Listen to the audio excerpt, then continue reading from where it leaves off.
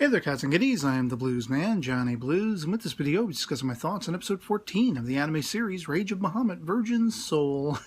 I loved and adored this episode. Seeing Nina bringing Jean d'Arc back to her dragon folk town in the hopes of communing with the village elder, her granny, who is this diminutive in size little munchkin of a dragon folk woman, very aged, very wrinkly and everything like that, but wise beyond her years.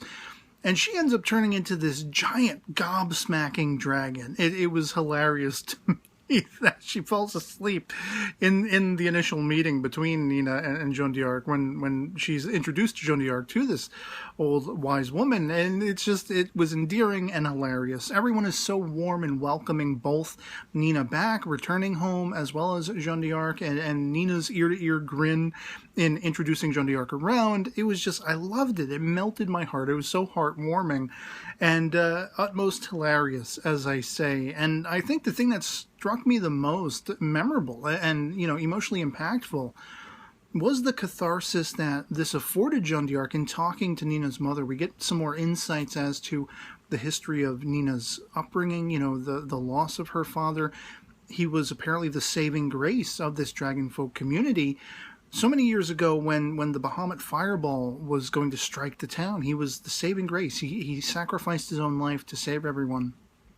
And I like the added sort of flavor that Nina's mother gives to what we already know, what has already been established in her reacting to, cute guys, hot guys and everything, making her dragon out, getting her, the heats, getting all hot and bothered, whatever, and transforming into that dragon form. I like the added flavor, that Nina's mother discusses with Jean d'Arc about, well, it might have something to do with trying to escape those harsh memories of having lost her own father and such like that. And it's just like the perspective is an awakening one that is not lost on Jean d'Arc. Her eyes go wide just about the same time mine did at that revelation, at that suggestion by Nina's mother that there's something much more to it. It's not just that she's going through puberty and she's getting horny.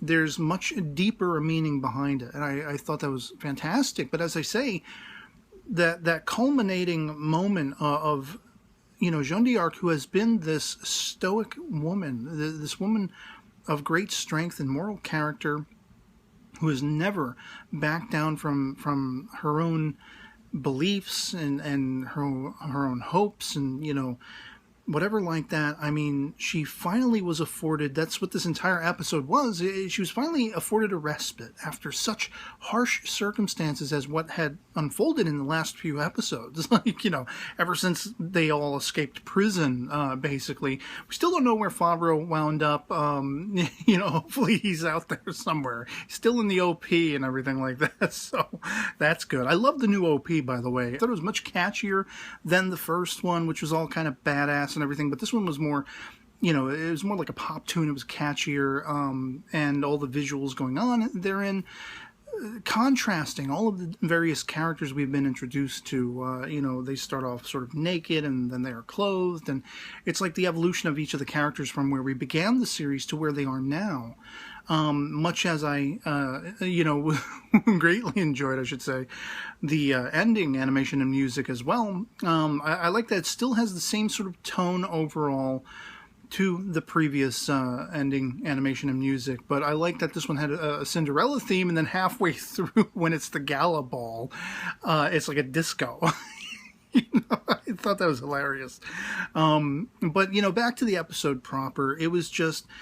It really got me emotional, and I was actually pretty misty-eyed when Jean d'Arc finally breaks down, when she can finally tear down that wall of stoicism and embrace an elder who's been there, who knows what that loss feels like, who knows what that worry over one's own child is like, and hoping for the best for them, just wanting to do whatever you can to primp them up and give them the world. And at this point, there is that sort of simpatico between them where Nina's mother has had to sort of let Nina go, let her go out traveling, let her go experience life, and this was a choice. She had to choose to let her daughter live her own life, But it's contrasted in the fact that, you know, the whole relationship with Jeanne d'Arc, who was given this blessing of El, of Mugaro, and he has now been ripped away from her. He's been stolen from her, and it's all she can do to want to muster all of her strength and courage, all that stoicism, to wear that mask of strength, to go back to the heavenly realm, to find a way there and reunite with him. And, you know, like, just her crushing under the weight of that, it was so emotionally impactful. As I say, I was thoroughly misty-eyed by that. And, but I love that by the end, you know, with the hilarity of that reveal that this little diminutive, wise, sage woman is this giant, majestic dragon, which you actually see sort of the folk art that is up on the wall, or a portrait or whatever, that they point to in the middle of the episode. It's always that end card whenever you hear the voiceover telling you what the next episode's title is going to be and everything. And I thought it was absolutely spectacular, that, giving a little nod to that. But we leave with the hope that, yes, this little old woman in her dragon form is going to bring them to the heavenly realm. And the fact that this is even possible, I had questioned that. You know, when that whole point was even raised in the previous episode, I was like, okay, Nina's talking about this old sage woman who knows how to get there. Is this going to really work out, or are they going to be let down? I had my doubts, but in fact, I guess it is possible. It is something capable of being done, and they're going to be doing it. And I like how the rest of the episode is kind of bookended with, you know, of course, Kaiser being tortured.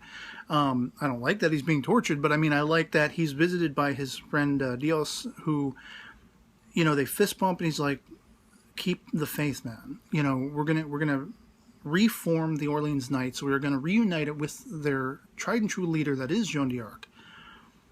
And we're going to find a way. We're going to band together. We're going to keep strong, and we're going to confront whatever is on the next horizon, over that next horizon, and we're going to come back together. It's all about reforming, getting the band back together.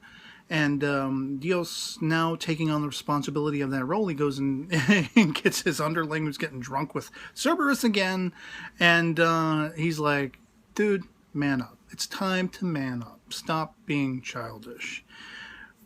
And I love that. I love that aspect of hope, that the outlying characters are this supportive of Kaiser, of Jeanne d'Arc. You know, there are people who have this utmost faith in them, as much as they themselves have faith in their own causes and such like that. Their strength of cause is mirrored by these surrounding characters, and there's nothing more hopeful and grandiose to me in watching this series. I hope for the best for all of the characters.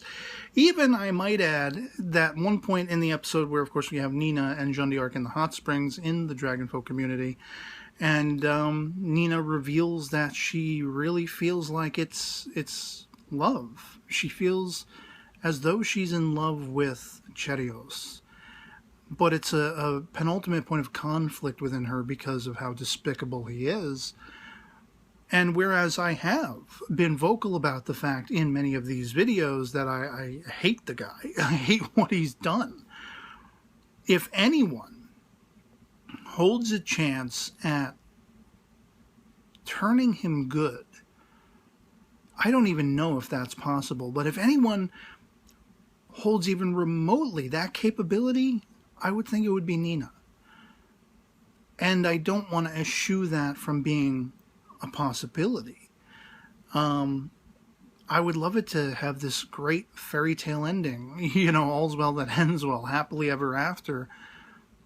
If Nina could somehow compel Cherios to change his ways, bring him back over to the light, make him see the error of his ways and reform him to a better sort of human being, I'd be all for it.